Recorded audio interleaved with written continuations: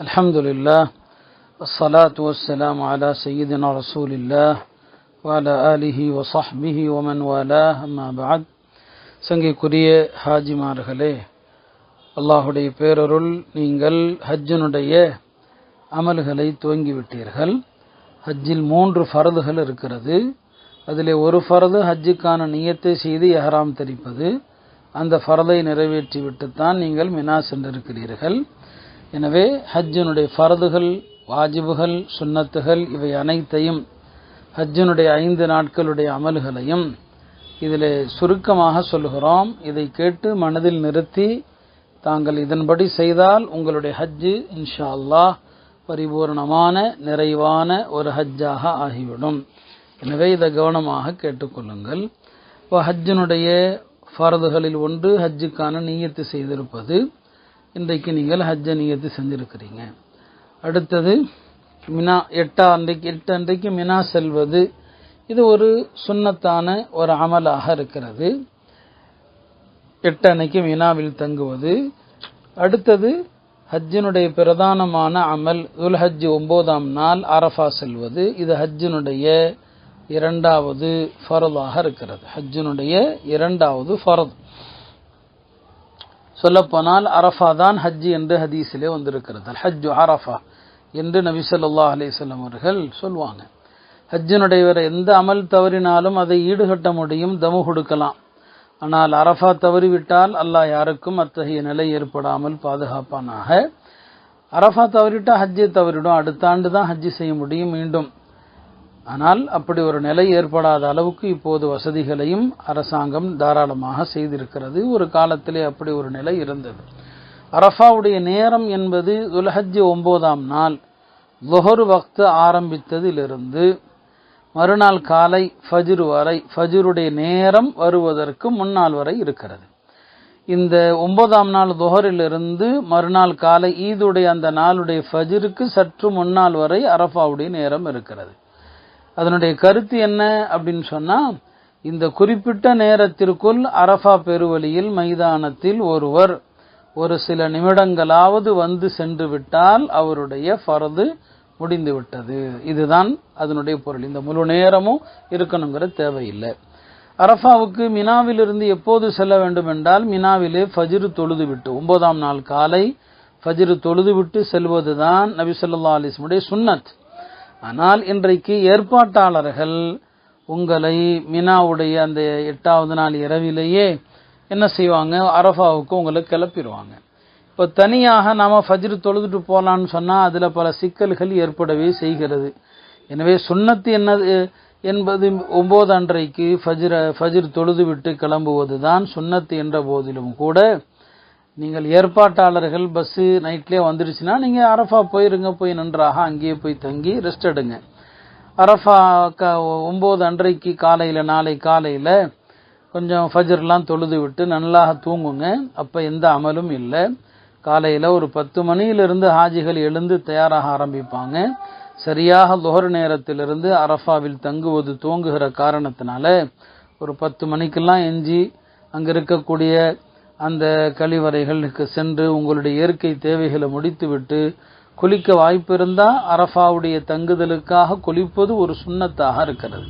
எனவே அரஃபாவில் தங்குவதற்காக குளித்து நீங்கள் வேறு இஹ்ராம் மாற்று உடை வைத்திருந்தால், இதெல்லாம் கட்டாயம் அல்ல, மாற்று உடை இஹ்ராம் வைத்திருந்தால் அதையும் அணிந்து கொண்டு லுஹருக்கு முன்பாகவே உங்களுடைய கூடாரத்தில் வந்து அமர்ந்து மன ஓர்மையோடு அரஃபாவுடைய அந்த தங்கும் நேரத்திற்காக திக்ருகள், நல்ல அமல்களை கொண்டு காத்திருக்க வேண்டும். சரியாக லுஹருடைய நேரம் வந்ததுமே எல்லாருமே வந்து லுஹரை வந்து அவ்வல் வக்தில் தொழுதுருங்க.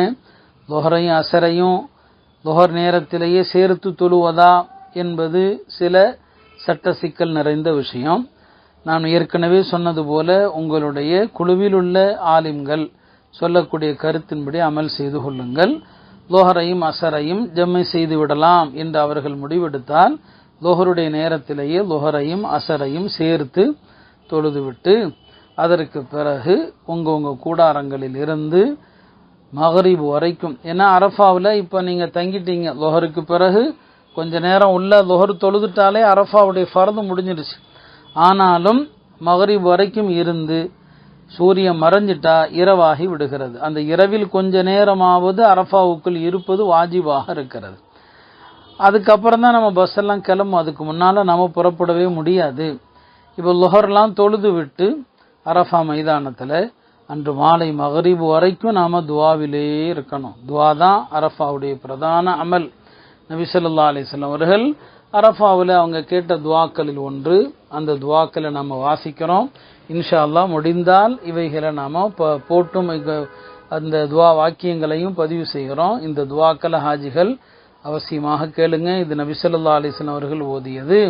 அவங்களே சொன்னாங்க, நானும் எல்லா நபிமார்களும் அரஃபாவிலே கேட்ட துவா என்று சொல்லிவிட்டு, லா இலாஹ இல்லல்லாஹு வஹ்தஹு லா ஷரீக லஹ் லஹுல் முல்கு வ லஹுல் ஹம்து வ ஹுவ அலா குல்லி ஷைஇன் கதீர் அல்லாஹும்ம ஜஅல் ஃபீ கல்பி நூரா வ ஃபீ ஸம்இ நூரா வ ஃபீ பஸரி நூரா அல்லாஹும்ம ஷ்ரஹ் லி ஸத்ரி வ யஸ்ஸிர் லி அம்ரி வ அஊது பிக மின் வஸ்வாஸிஸ் ஸத்ர் வ ஷதாத்தில் அம்ர் வ ஃபித்னத்தில் கப்ர் اللهم إني أعوذ بك من شر ما يلج في الليل وشر ما يلج في النهار وشر ما تهب به الرياح ومن شر بوائق الدهر. இப்படி ஒரு துவா ஓதி இருக்கிறாங்க. மேலும் நபி ஸல்லல்லாஹு அலைஹி வஸல்லம் அவர்கள் அரஃபா மைதானத்திலே உருக்கமாக இப்படி துவா செய்வாங்க. அல்லாஹும்ம இன்னக தஸ்மஉ கலாமி, யா அல்லாஹ் என்னுடைய வார்த்தைகளை நீ கேட்கிறாய். வ தரா மகானி, என்னுடைய அந்தஸ்து என்ன நீ அறிந்திருக்கிறாய். வ தஅலமு சிர்ரி வ அலானியதி, என்னுடைய ரகசியங்கள் என்னுடைய வெளிப்படையான விஷயங்கள் யாவற்றையும் நீ அறிந்திருக்கிறாய். வலா யக்ஃபா அலைக ஷைஉம் மின் அம்ரி, என்னுடைய எந்த காரியமும் உனக்கு மறைந்ததல்ல. அனல் பாஇசுல் ஃபகீர், நானோ உன் பக்கம் தேவையுள்ள ஒரு அடியானாக இருக்கிறேன். அல் முஸ்தகீசுல் முஸ்தஜீர், உன்னிடம் உதவி தேடி அபயம் தேடி வந்த அடிமையாக இருக்கிறேன். வல் வஜிலுல் முஷ்ஃபிக், நான் என் பாவங்களை எண்ணி அஞ்சக்கூடியவனாக இருக்கிறேன்.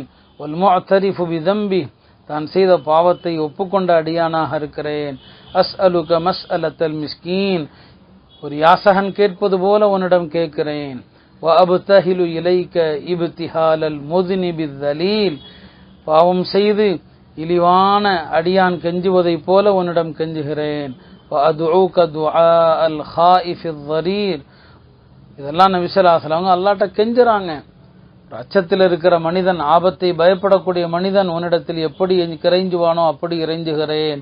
மன் ஹலஅத் லக ரகபதுஹு, என்னுடைய இந்த உடம்பே உனக்கு அடிபணிந்து விட்டது. வஃபாலத் லக அபரதுஹு, என் கண்ணீர் துணிகள் உனக்காகவே சிந்துகிறது. வதல்ல லக ஹத்துஹு, என் கன்னங்கள் உனக்கு முன்னால் பணிந்து விட்டது. வரகிம லக அன்ஃபுஹு என்று ஓதுவாங்க. திருமிதியில வருகிறது, அல்லாஹும்ம லக்கல் ஹம்து கல்லதி நகூல், யா அல்லாஹ் நாங்கள் எப்படி புகழ்கிறோமோ அவ்வாறான புகழ்கள் எல்லாம் உனக்கே உரியது. வஹைரம் மிம்மா நகூல், நாங்கள் சொல்வதை விட சிறந்த புகழ் உனக்கு உண்டு. அல்லாஹும்ம லக்க ஸலாத்தி, என் தொழுகையும் உனக்கே. வனுசுகி வ மஹ்யாய, என்னுடைய குர்பானியும் என்னுடைய வாழ்வும். மமாத்தி, என்னுடைய மரணமும் உனக்கே. வ இலைக மஆபி, உனக்கு உன் பக்கமே திரும்ப வேண்டியவர்களாக இருக்கிறோம். வலக்க ரப்பி துராஃபி, நான் என்னுடைய எல்லா பொருளும் உனக்கே உரித்தானது. அல்லாஹும்ம இன்னி அஊது பிக மின் அஸாபில் கப்ர், கபருடைய வேதனையிலிருந்து இறைவா பாதுகாப்பு தேடுகிறேன். வஸ்வஸத்தி ஸத்ரி, உள்ளங்களுடைய குழப்பத்திலிருந்து மனக்குழப்பங்களிலிருந்து பாதுகாப்பு தேடுகிறேன். வஷதாத்தில் அம்ரி, அதே போல சிதறிய காரியங்களை விட்டும் பாதுகாப்பு தேடுகிறேன். அல்லாஹும்ம இன்னி அஊது பிக மின் ஷர்ரி மா தஹுப்பு பிஹி ரீஹ், காற்றின் தீங்கிலிருந்து பாதுகாப்பு தேடுகிறேன் என்றெல்லாம் நபி ஸல்லல்லாஹு அலைஹி வஸல்லம் அவர்கள் உருக்கமா துவா செஞ்சாங்க. கடுமையான வெயில் காலம், நீங்கள் அரஃபாவுடைய தங்கும் நேரம் ஆரம்பித்த ஆரம்ப பொழுதுகள், ஒரு வெயில் தாழுகிற வரை, வெயிலுடைய வெப்பம் குறைகிற வரைக்கும் உங்களுடைய கூடாரங்களில் அமர்ந்து துவா செய்யுங்க. உருக்கமா துவா செய்யுங்க. அல்லாஹ்ட்ட கேளுங்க, உங்களுக்கு தெரிந்த பாஷையில கேளுங்க. மாலையில வெயில் குறைந்த பிறகு ஒரு 5 மணிக்கு மேல வெளியில வந்து நில்லுங்க. அங்கே லட்சக்கணக்கான மக்கள் அல்லாஹ்விடத்திலே அழுகையோடு கெஞ்சுதலோடு இறைஞ்சுவதை பார்த்து நீங்களும் அழுங்கள். அழுகை வராவிட்டால் அழுவது போன்று நடியுங்கள். எப்படியோ அல்லாஹ்விடத்துல உருக்கமா துவா கேளுங்க. அரஃபா என்பதே துவா தான். மாலை வரை துவாவில் ஈடுபட வேண்டும் என்பதற்காகத்தான் நபி ஸல்லல்லாஹு அலைஹி வஸல்லம் அவர்கள் லுஹரையும் அசரையும் ஜம்மு செய்து தொழுதார்கள் என்று அறிஞர் பெருமக்கள் சொல்லுவாங்க. எனவே நீண்ட நேரம் நீங்கள் துஆல இருங்க. இந்த உம்மத்துக்காக, பலஸ்தீன மக்களுக்காக, எல்லா நாட்டிலுள்ள முஸ்லிம்களும் நெருக்கடிகள் இல்லாது இஸ்லாத்தை கண்ணியத்தோடு கடைபிடிக்க வேண்டும் என்று அல்லாஹ்விடத்தில் உருக்கமாக இறைஞ்சுங்கள். பலஸ்தீன மக்களுடைய விடுதலைக்காக துஆ செய்யுங்கள். விடுதலையான பலஸ்தீனத்திலே நாம் எல்லாம் அக்ஸாவிலே சென்று தொழ வேண்டும் என்று அல்லாஹ்விடத்திலே கெஞ்சுங்கள். இந்திய முஸ்லிம்களுக்காகவும் துஆ செய்யுங்கள். இந்த நாட்டிலே முஸ்லிம்கள் கண்ணியத்தோடு வாழ்வதற்கும் நமது சட்டங்களை பேணுவதற்கு யாதொரு தடையும் இல்லாமல் இருப்பதற்கும் அல்லாஹ்விடத்திலே இறைஞ்சுங்கள். நமது அரசாங்கம் இந்திய முஸ்லிம்கள் மீது கருணையோடு இரக்கத்தோடு நடக்கக்கூடிய அரசாங்கமாக அல்லாஹ் அவருடைய உள்ளத்தை மாற்ற வேண்டும் என்று துஆ செய்யுங்கள். அவருடைய உள்ளத்தில் அல்லாஹ் இஸ்லாத்தின் மீதான பிரியத்தை ஏற்படுத்தி அவர்களும் இந்த மார்க்கத்தை ஏற்று நடக்கிற ஹிதாயத்தை பெறுவதற்கும் அல்லாஹ்விடத்தில் துஆ செய்யுங்க. இதெல்லாம் நீங்கள் அரஃபா மைதானத்தில் துஆ தான். அன்று மாலை வரை துஆ தான். வேற எந்த வீண் பேச்சுக்களோ தகாத விஷயங்களோ அரஃபா அன்னைக்கு பார்வையை கட்டுப்படுத்தணும், அரஃபா அன்னைக்கு நாவை கட்டுப்படுத்தணும், உள்ளத்தை கட்டுப்படுத்தணும். தகாத எந்த ஹராமான பார்வையும் அந்த புனித இடத்தில் வராமல் பார்த்து கொள்ளுங்கள். புறமோ பொய்யோ கேலியோ நகைச்சுவையோ எந்த வீண் பேச்சுக்களும் வராமல் பாதுகாத்து கொள்ளுங்கள். கெட்ட எண்ணங்கள் உள்ளத்திலே தோன்றாமல் பாதுகாத்து கொள்ளுங்கள். அரஃபா மைதானத்தில் அல்லாஹ் என்னை மன்னிப்பானா என்று ஒரு மனிதருக்கு சந்தேகம் வந்தால் அவரை விட பெரும்பாவி யாரும் இருக்க முடியாது. எனவே அரஃபாவுடைய அந்த ஃபர்தான அமலை அல்லாஹ் பொருந்தி கொள்கிற விதத்தில் நீங்கள் அந்த நேரங்கள் முடிவதற்கு முயற்சி பண்ணுங்க. ஒரு 6 மணிக்கு மேலே உங்களை பஸ்ஸில் ட்ரெயினில் அழைச்சி போகிறதுக்கு என்ன ஏற்பாடோ அது நடக்கும். பஸ்ஸில் நீங்கள் உட்காந்துட்டா கூட மகரிப் வரைக்கும் பஸ்ஸு நிற்கும். அந்த பஸ்ஸில் உட்கார்ந்து கொண்டே திக்ருகள் துஆக்கள் செஞ்சுக்கிட்டே இருங்க, நேரத்தை வீணாக்காம. மகரிப் நேரம் ஆனதும் பஸ்ஸுகள் எல்லாம் முஸ்தலிஃபாவை நோக்கி புறப்படும். இப்போ நாம் அரஃபா மைதானத்தில் மகரிப் நேரத்தில் உள்ள இருந்தாலும் மகரிப் தொழக்கூடாது, முஸ்தலிஃபாவில் போய் தான் தொழணும். இப்போ நாம் ஹஜ்ஜினுடைய அடுத்த அமலுக்கு வந்துட்டோம். அடுத்த அமல் என்ன? அரஃபாவிலிருந்து முஸ்தலிஃபாவை நோக்கிய பயணம். முஸ்தலிஃபாவுக்கு வந்த பிறகு தான் நாம் என்ன செய்யணும்? மகரிபையும் இஷாவையும் இஷா வக்து வந்த பிறகு தொழ வேண்டும். இப்போ இன்ஷா அல்லாஹ் அங்கிருந்து அரஃபாவிலிருந்து முஸ்தலிஃபாவுக்கு வரணும். சீக்கிரமாக நடக்க முயற்சித்து நடந்து சேருபவர்கள் வந்துட்டாங்கன்னா நல்லது. நடக்க முடியாதவர்கள் பஸ்ஸில் அல்லாட்ட ரொம்ப துஆ செய்யுங்க. ஏன்னா முஸ்தலிஃபாவுக்குள்ள ஒரு 10-11 மணிக்குள்ளே வந்துட்டா பரவாயில்லை. ரொம்ப லேட் ஆகிட்டா முஸ்தலிஃபா தங்கிறது தவறி போயிடலாம். அத்தகைய நிலை யாருக்கும் ஏற்பட வேண்டாம். அல்லாட்ட துஆ கேட்டுக்கொண்டே இருங்க. எல்லாம் முஸ்தலிஃபாவில் இரவில் போய் சேர்ந்துடணும். நீங்கள் முஸ்தலிஃபாவில் இரவில் எத்தனை மணிக்கு போய் சேர்றீங்களோ போய் சேர்ந்ததுமே நீங்கள் செய்ய வேண்டிய முதல் விஷயம் அங்கு மகரிப் வுது செஞ்சுட்டு கொண்டுட்டு மகரிபை முதல்ல தொழுங்க, அப்புறம் இஷாவை தொழுங்க. மகரிபையும் இஷாவையும் ஜம்மு செய்து தொழுங்கள். அங்கே போய் தான் ரெண்டையும் ஜம்மு செய்யணும். இஷா வக்து வந்திருக்கணும். இஷா வக்து வரலன்னா தொழக்கூடாது. இஷா வக்து வந்த பிறகு இரண்டையும் ஜம்மு செய்து விட்டு நீங்கள் தொழுங்கள். தொழுத பிறகு மகரிபுடைய சுன்னத்தை இஷாவுடைய சுன்னத்தையும் தொழுங்க. அதற்கு பிறகு வித்ர் 3 ரக்காத்துகள் தவறாமல் வித்திரையும் தொழுதுருங்க. இதெல்லாம் செஞ்சு முடிச்சு விட்டு அப்போ 2 இகாமத்து சொல்லுங்க, 1 பாங்கு சொல்லுங்க. 2க்கும் சேர்ந்து 1 பாங்கு போதும். இகாமத்து 2 இகாமத்து சொல்லி தொழுதுருங்க. உங்கள் ஜமாத்தில் தொழுவிப்பதற்குன்னு யாரையாவது நியமித்து கொள்ளுங்க. அதற்கு பிறகு நீங்கள் செய்ய வேண்டியது என்ன? இரவில் அங்கே இருக்கும்போது அடுத்த நாள் 10வது நாள் பெரிய சைத்தானுக்கு மட்டும் 7 கற்கள் எறிய வேண்டும். அந்த 7 கல்லை எடுத்துக்கொள்ளுங்க. கல் பொறுக்குவதற்கென்று போடுவதற்கென்று ஒரு 2 பாட்டில் வச்சுக்கோங்க. நபி ஸல்லல்லாஹு அலைஹி வஸல்லம் முஸ்தலிஃபாவில் 10வது நாளைக்கு மட்டுமே 7 கல் எடுத்தாங்க. இதர நாட்களுக்கு மினாவிலேயே கல் எடுத்தாங்க. என்றாலும் முஸ்தலிஃபாவிலேயே நாம் மொத்த கல்லை எடுப்பது ஒன்றும் தவறல்ல. இப்போ நீங்கள் மினால 12ஓடு முடித்து விட்டு திரும்புவது உங்களுடைய நோக்கமாக இருந்தால் 12ஓடு கல் எறிஞ்சிட்டு போயிடலாம், 13 தங்க வேண்டியது இல்லை அப்படின்னு சொன்னால் உங்களுக்கு மொத்தம் 49 கல் தேவைப்படும். 10வது நாள் 7 கல், 11வது நாள் 3 இடத்துல கல் எறியணும். அடுத்து அது சொல்லும் வரிசைப்படி. அப்போ அதுக்கு ஒரு 21 கல் தேவைப்படுது. 12ஆம் நாளைக்கு ஒரு 21 கல் தேவைப்படுது. அந்த 21 42 ஆச்சு. 10வது நாள் எரியக்கூடிய 7 கல்லையும் சேர்த்தா மொத்தம் 49 கல் உங்களுக்கு தேவைப்படும். நீங்கள் 13 இருந்து கல் அறிவதா இருந்தால் 13ஐ 3 இடத்துல கல் அறியணும். அப்போ உங்களுக்கு மொத்தம் 70 கல் தேவைப்படுகிறது. நீங்கள் என்ன செய்யுங்க, 70 கல் வச்சுக்கோங்க, எக்ஸ்ட்ரா சில கல்லையும் வச்சுக்கோங்க. யாருக்காவது மினா வந்த பிறகு தேவைப்பட்டால் அவங்களுக்கு கொடுப்பதற்கும் மொத்தத்தில் கல்லை என்னங்க எடுத்துக்குங்க. கல் வெளிப்படையில் எந்த அசுத்தமும் இல்லாமல் தெளிவாக சுத்தமாக இருந்தால் அதை கழுவ வேண்டிய தேவையில்லை. ஒருவேளை அசுத்தமாக இருக்கலாமோ என்ற சந்தேகம் இருந்தால் அதை கழுவிக்கொள்வதும் நல்லது தான். இமாம் ஷாஃபி ரஹ்மத்துல்லாஹி அலைஹி கல்ல கழுவுறத ஒரு விரும்பத்தக்க காரியமாக சொல்றாங்க. அவசியம் இருந்தால் அதை செய்யுங்க. இப்போ நீங்கள் இரவுல முஸ்தலிஃபால தங்குறது இருக்குதே இரவுல, இது சுன்னத்து தான். நான் ஹனஃபி மذஹபை தான் விளக்குறேன்.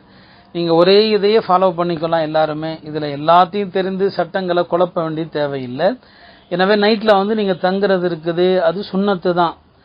எப்போ வாஜிபு நேரம் ஆரம்பிக்குது, முஸ்தலிஃபால நீங்கள் இரவுல தங்கிவிட்டு காலையில் ஃபஜ்ர் நேரம் வரும்போது நீங்கள் முஸ்தலிஃபாவுக்குள் இருக்க வேண்டும். இதுதான் ஹனஃபி மذஹபில் வாஜிபு. ஃபஜ்ர் நேரம் வர்றதுக்கு முன்னால் ஒருத்தர் முஸ்தலிஃபா விட்டும் போயிட்டாரு, அவர் வாஜிபை விட்டுட்டாருன்னு அர்த்தம். சுன்னத்தை செஞ்சிருக்கிறாரு, வாஜிபை விட்டுட்டாரு. அப்படி வாஜிபை விட்டா அவர் ஒரு தமு கொடுக்க வேண்டியது ஆகிவிடும். எனவே அந்த ஃபஜ்ருடைய நேரத்தில் உள்ள இருப்பது தான் அசல் வாஜிபு. இதை எல்லாரும் புரிந்து கொள்ளணும். அதுக்கு முன்னால போயிடக்கூடாது. நீங்க வந்திருக்கிற அந்த நிறுவனங்கள் உங்களை ஒருவேளை முன்பே கிளம்ப சொன்னா நீங்க கிளம்பாதீங்க. நீங்க ஃபஜ்ரை தொழுது விட்டு சுன்னத்தான முறையில் துவா செஞ்சுட்டு கொஞ்ச நேரம் அதுக்கப்புறம் நடந்தாவது நீங்க புறப்படுங்க. நீங்க என்ன செய்ய தேவையில்லை, முன்னே கிளம்பிடாதீங்க. இப்போ நீங்க ஃபஜ்ர் வக்து வந்ததும் முன்னாலேயே நீங்க ஒரு 3:30 மணிக்கெல்லாம் எஞ்சினா லைனு கூட்டமா இருக்கும். முஸ்தலிஃபால எல்லாமே கம்மியாக தான் இருக்கும் டாய்லெட்டுகள். முன்பே போய் வரிசையில் நின்று நீங்க அங்க போய் உங்களுடைய தேவைகளை முடிச்சு உது செஞ்சுட்டு ரெடியா இருங்க. ஃபஜ்ர் வக்து வந்ததும் பாங்கு சொல்லி சுன்னத் தொழுது அப்புறம் இகாம சொல்லி உடனே 2 ரக்காத் தொழுதுருங்க. தொழுததும் இப்போ வாஜிப் நிறைவேறி போச்சு. எப்போ நீங்க ஃபஜ்ரை முஸ்தலிஃபால தொழுதீங்களோ வாஜிப் நிறைவேறி போச்சு. சரி, தொழுததும் உடனே கிளம்பிடலாமா? இல்லை, மாறாக முஸ்தலிஃபால குறைஞ்சது ஒரு அரை மணி நேரமாவது துவா செய்து விட்டு கிளம்புவதே நபி ஸல்லல்லாஹு அலைஹி வஸல்லம் சுன்னத். முஸ்தலிஃபால அரஃபாவில் பெருமானாருக்கு சில துவாக்கள் அல்லாஹ் பெண்டிங்கில் வச்சிருந்தான். அந்த துவாவையும் அல்லாஹ் முஸ்தலிஃபால ஏற்றுக்கிட்டான். அதனால தான் அல்லாஹ் அந்த இடத்துல நபி ஸல்லல்லாஹு அலைஹி வஸல்லம் சிரிச்சாங்க. ஹஜ்ரத் அபூபக்கர் உமர் கேட்டாங்க, யா ரசூலல்லாஹ் இது போன்ற இடங்களில் நீங்கள் சிரிக்க மாட்டீங்களே? அப்போ நபி ஸல்லல்லாஹு அலைஹி வஸல்லம் சொன்னாங்க, நான் அரஃபால ஒரு துவா கேட்டேன். அது என்ன, என்னுடைய உம்மத்தில் யாரேனும் ஒருவருக்கு அநீதி இழைத்திருந்தா நீ பாதிக்கப்பட்டவனை சொர்க்கம் கொடு, அநீதி இழைத்தவனுக்கு மன்னிப்பு கொடு என்று நான் கேட்டேன். அல்லாஹ் அந்த துவாவை ஏற்றுக்கலன்னா என்ன தள்ளி வச்சான். ஏற்றுக்கிட்டேன்னு அல்லாஹ் சொல்லலை. முஸ்தலிஃபால கேட்டான், அல்லாஹ் அதையும் ஏற்றுக்கிட்டான். அநியாயக்காரனுக்கு மன்னிப்பு, அநீதி இழைக்கப்பட்டவனுக்கு சொர்க்கம். இதை கேட்டு ஷைத்தான் தலையில் அடித்து கொண்டு ஓடுறான். அதை பார்த்து தான் நான் சிரிச்சேன்னு சொன்னாங்க. அப்போ அந்த மாதிரி ஒரு துவாவுடைய முக்கியமான இடம் முஸ்தலிஃபா.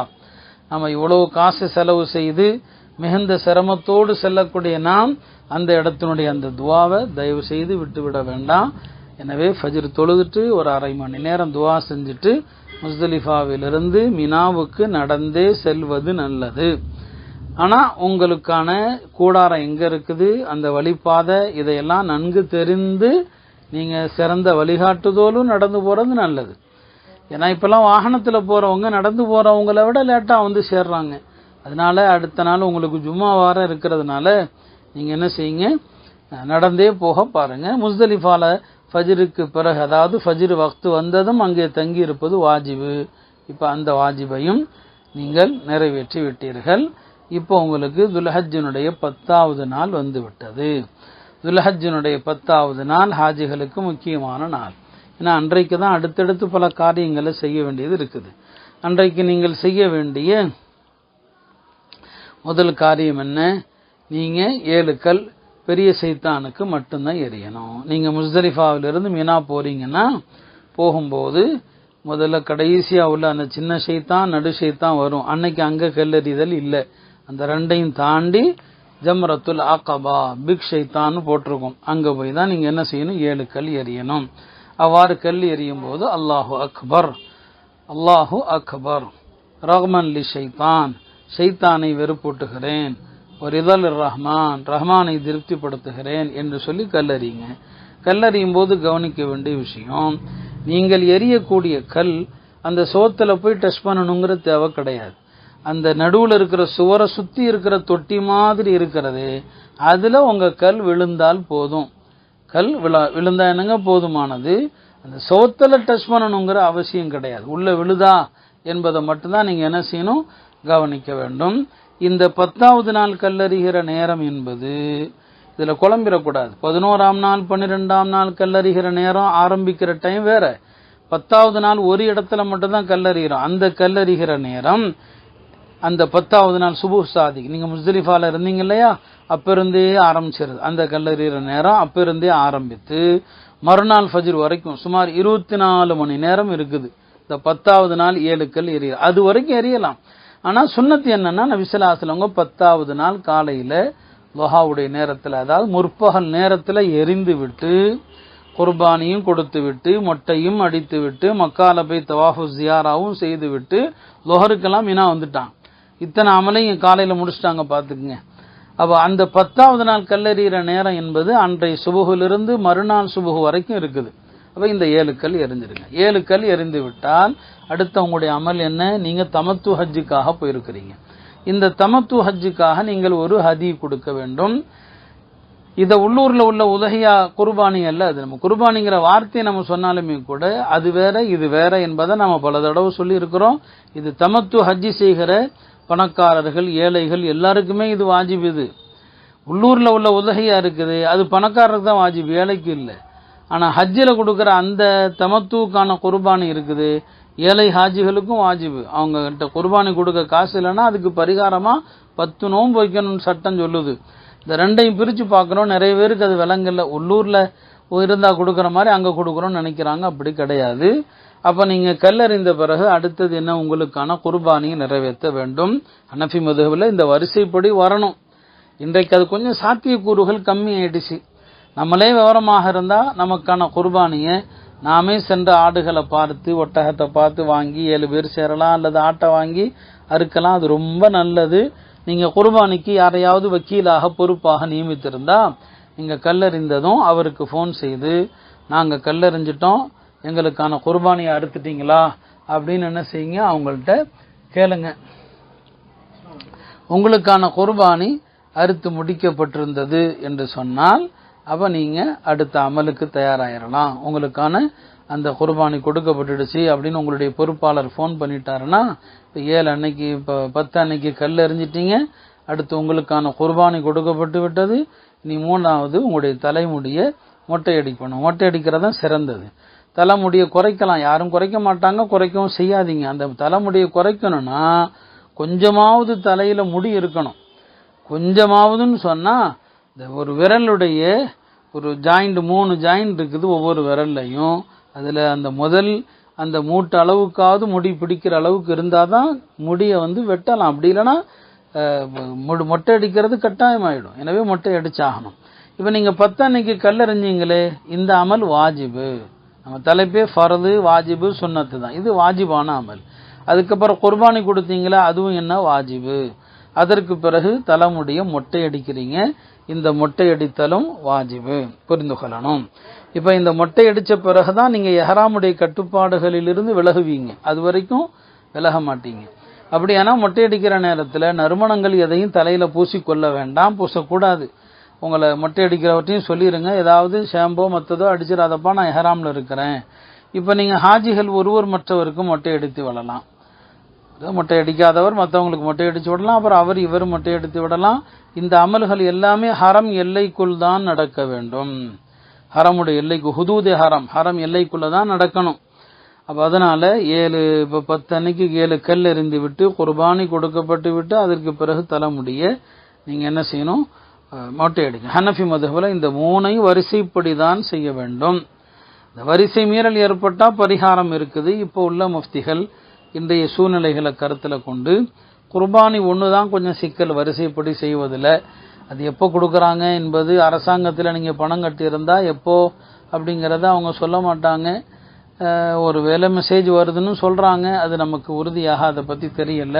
முடிந்த வரைக்கும் இவைகளை வரிசையாக செய்வதற்கு நீங்கள் பேணுங்கள். ஆக இதெல்லாமே அன்றைக்கு நீங்கள் செய்ய வேண்டியது. ஒருவேளை நீங்கள் குர்பானி உங்களுக்கு கொடுக்கலன்னா 12 சூரியன் மறைவதற்குள், துல்ஹஜ் 12 மறைவதற்குள் கொடுக்கலாம். டைம் அது வரைக்கும் இருக்குது. முட்டை அடிக்கிறது அப்படிதான் 12 மாலை வரைக்கும் இருக்குது. அது வரைக்கும் செய்யலாம். ஆனால் 10 அன்னைக்கே இந்த காரியங்களை செய்து முடித்து விடுவது சுன்னத்.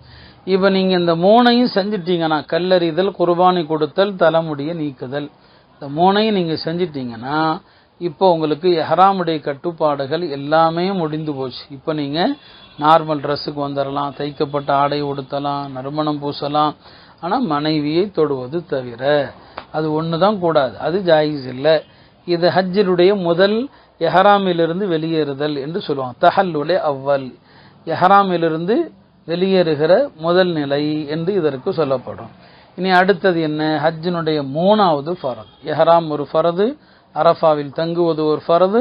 அடுத்தது தவாஃபு ஜியாரா என்கிற ஹஜ்ஜுடைய ஃபரதான தவாஃபு செய்வது.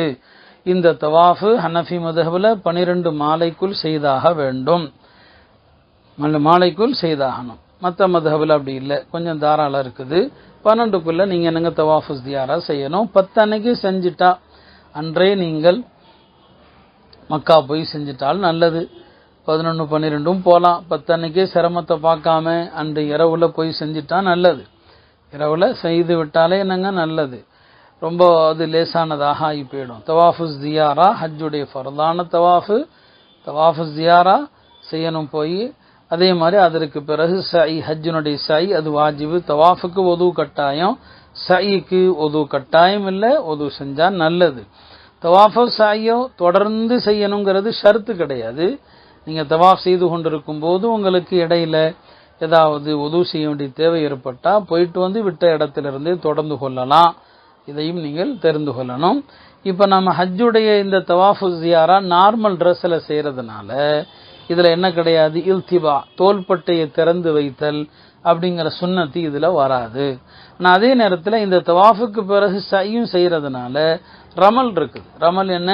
முதல் 3 சுற்றுகளில் சற்று வேகமாக புஜங்களை குலுக்கி கொண்டு 8 நெருக்கமாக எடுத்து வைத்து சற்றே வேகமாக நடப்பதற்கு பெயர் தான் ரமல் என்று சொல்லப்படும்.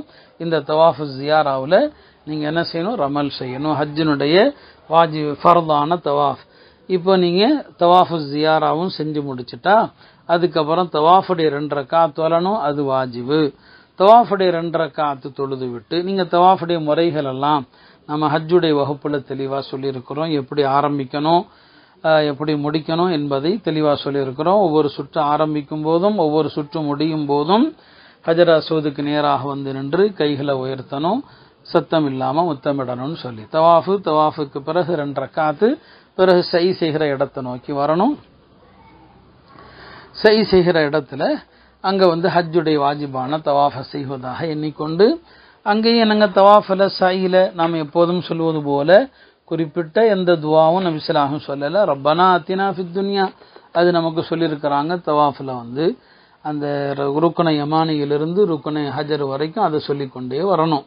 இதை தவிர 3ஆம் கலிமா, 4ஆம் கலிமா, சுபஹானல்லாஹ் வ பிஹம்திஹி சுபஹானல்லாஹில் அஸீம், லா இலாஹ இல்லா அன்த சுப்ஹானக இன்னி குன்து மினல் ஸாலிமீன், ஸலவாத்துகள் ஓதலாம். இப்படி உங்களுக்கு தெரிந்த பாஷையில் மனது உருகி போய் கேளுங்க. அதுதான் அங்கே அசல் நோக்கமே தவிர ஒரு புத்தகத்தை வைத்துக்கொண்டு அதில் உள்ளதை படிக்கிறோங்கிற பேரில் நாம் முன்னால் செல்பவர்கள் மீது மோதுவது இதெல்லாம் ஏற்படாமல் பாதுகாத்து கொள்ளுங்க. ஹஜ்ஜுடைய அந்த தவாஃபை முடிச்சுட்டு சை செஞ்சுட்டா இப்போ நீங்கள் தவாஃபு ஜியாரா முடித்ததும் எஹ்ராமுடைய அத்தனை கட்டுப்பாடுகளும் முடிந்து விட்டது. எல்லாமே சட்டத்துக்காண்டி சொல்கிறோம். மனைவியை ஒருவர் விரும்பினால் கூட எல்லாமே அவருக்கு அனுமதிக்கப்பட்டதாக ஆகிவிட்டது. சை என்னங்க செஞ்சு எல்லாம் தவாஃபு முடிச்சுட்டார், எல்லாம் முடிஞ்சு. இப்போ ஹஜ்ஜுடைய ஃபரதுகள் எல்லாம் அவருக்கு முடிந்து விட்டது. எஹ்ராம் அது முடிஞ்சிருச்சு, அரஃபால தங்குறது முடிந்து விட்டது. இப்போ தவாஃபு ஜியாரா முடிச்சிட்டார்னா எல்லாமே முடிஞ்சிருச்சு. இனி அவர் மீது இருப்பது வாஜிபுகள் மட்டும்தான் இருக்குது. 11 அன்னைக்கு 3 இடத்துல கல்லறியணும். 3 இடத்துல, முதல்ல சின்ன ஷைத்தான், அப்புறம் நடு ஷைத்தான், அப்புறம் பெரிய ஷைத்தான். 3 இடத்துல அவர் என்ன செய்யணும்? கல்லறியணும். ஒவ்வொரு இடத்துலையும் 7 கல், மொத்தம் 21 கல் என்ன செய்யணும்? எறியணும். கல்லறியும் போது அல்லாஹ் அக்பர் சொல்லணும், ரஹ்மான் லி ஷைத்தான் ரதல் ரஹ்மான். இந்த 11 அன்னைக்கும் 12 அன்னைக்கும் 11 அன்னைக்கு கல்லறிகிற நேரம் அன்றைய துஹர்ல ஆரம்பிக்குது, அடுத்த நாள் சுபுஹ் வரைக்கும் இருக்குது. துஹருக்கு முன்னால கல்லறியவே கூடாது. அங்க 1000 பேர் 1000 சொல்லுவாங்க, என்ன சொன்னாலும் காதுல வாங்காதீங்க. எல்லாரும் செய்யறாங்க என்பதற்காக நீங்க செஞ்சிடாதீங்க. லுஹருக்கு முன்னால இருந்தீங்க செல்லாது. இதான் 11 அன்னைக்குள்ள சட்டம். 12க்கும் அதே போலதான். 10 அன்னைக்குள்ள சட்டத்தை சொல்லிட்டேன், அது வேற. 11 அன்னைக்கு எப்ப கல்லறிகிற நேரம் ஆரம்பிக்குது? லுஹர் நேரம் வந்ததுல இருந்து எது வரைக்கும் இருக்குது? மறுநாள் கால ஃபஜ்ர் வரைக்கும் இருக்குது. அந்த இடைப்பட்ட நேரத்துல கல்லறிஞ்சுக்கலாம். ராத்திரியும் போய் எரியலாம். ஒரு காலத்துல மக்ரூஹ்னு சொன்னாங்க, அதற்கு சில காரணங்கள் இருந்தது. இப்போ வெளிச்சமா இருக்குது. பெண்கள் வெயில்ல போக முடியாது, வயோதிகர்கள் வெயில்ல போக முடியாதா, கொஞ்சம் என்ன செய்யுங்க, இரவுல போய் கூட்டம் குறைஞ்ச பிறகு போயிருங்க. நம்மளை பாதுகாத்துக் கொள்வது நம் மீது கடமையாக இருக்குது. நமக்கு நாமே இடையூறை ஏற்படுத்துவதற்கும் மார்க்கத்தில் என்ன இல்லை, அனுமதி கிடையாது. எனவே 11 அன்னைக்கு 3 இடத்துல கல்லறியணும். யார் கல்லறிகிற இடம் வரை நடக்கவே முடியாத அளவிற்கு பலவீனமானவர்களாக இருக்கிறாங்களோ அவர்கள் வேறொரு வருடம் கல்லறியும்படி கொடுத்து அனுப்பலாம். நடக்கவே முடியாது.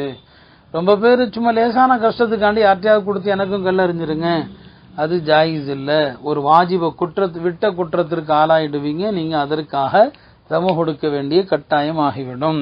ஆக இது 11 அன்னைக்கு கல்லறிவது. மற்றபடி 11 அன்றைக்கு வேற எந்த அமலும் இல்லை. மினால தொலை போறீங்க, தொழுகைக்கு பிறகு தக்பீர் சொல்லுங்க. மினால நீங்க இருக்கும்போது பகல்ல நீங்க கல்லறிஞ்சிட்டு உங்க ரூமுக்கு தேவைகளுக்கு வரலாம். இரவுல மினால தங்குவது சுன்னத். 11 அன்றைக்கு என்னங்க, இரவுல மினால நீங்கள் தங்குவது இருக்குது, அது சுன்னத்தாக இருக்கிறது. இப்ப 11 கல் அறிஞ்சிட்டீங்க. 12 அன்னைக்கும் அன்றைய லுஹருடைய வக்து வந்த பிறகு 3 இடத்துல கல்லறிங்க. 3 இடத்துல என்னங்க கல்லறிங்க. இதுவும் மறுநாள் வரைக்கும் இருக்குது. இப்ப 12 அன்னைக்கு கல்லறிஞ்சிட்டா உங்களுடைய ஹஜ் முடிந்து விட்டது. 13 அன்றைக்கு இருப்பதும் வெளியேறுவதும் உங்களுடைய விருப்பம். நீங்க 13 கல்லறிய விருப்பம் உங்களுக்கு இல்லைன்னு சொன்னா 12 மாலை சூரியன் மறைவதற்குள் மினாவை விட்டு நீங்கள் கிளம்பிடணும். மினா எல்லையை விட்டு நீங்க தாண்டி ஏறணும்.